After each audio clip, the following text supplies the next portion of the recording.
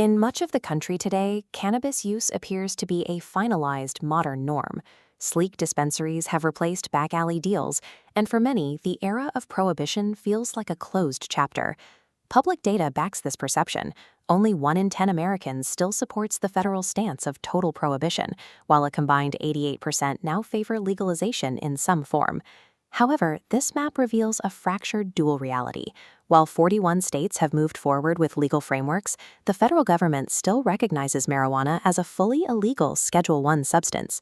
Building a taxable, state-regulated industry on top of a federal criminal code creates a deeply dysfunctional system. This internal legal conflict has resulted in the current state of industry-wide friction. We call this the friction zone, the point where well-intentioned state laws collide head-on with federal roadblocks. This interaction creates strange economic results.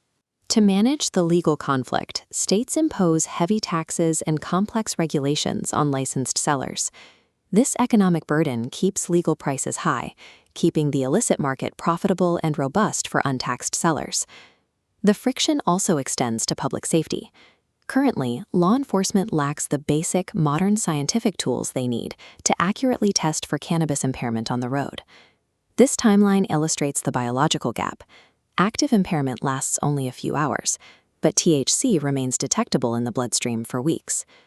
Because a positive test doesn't equal acute impairment, police officers struggle to secure valid DWI convictions without a new, reliable metric. States are currently attempting to build a functional, heavily regulated industry on top of a federal foundation that is structurally unscientific. In the early 20th century, cannabis was a standard pharmacy staple, sold openly alongside other medicines in professional medical settings. During this period, doctors legally prescribed the herb for several conditions. It was a documented bronchial dilator, a common pain reliever, and a recognized aid for sleep and anxiety.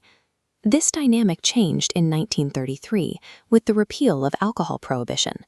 While the public celebrated, the federal agency designed to enforce prohibition suddenly faced its own extinction.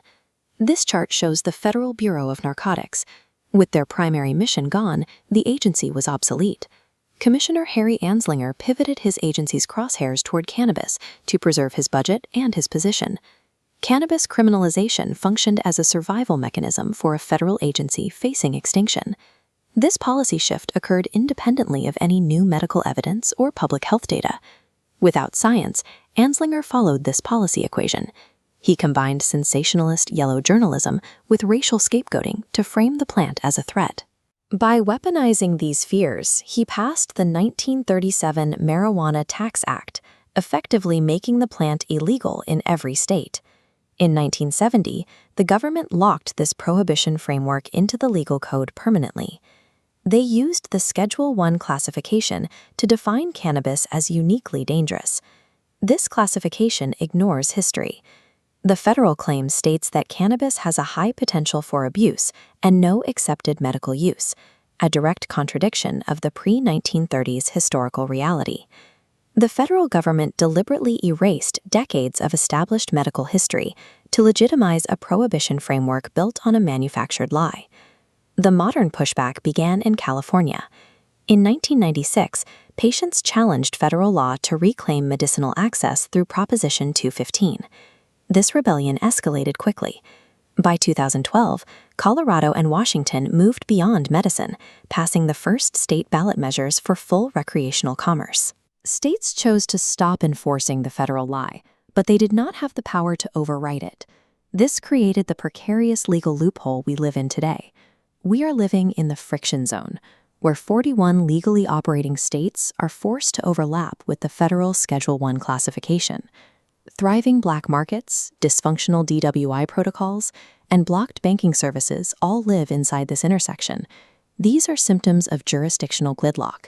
We have moved past the debate over whether to legalize.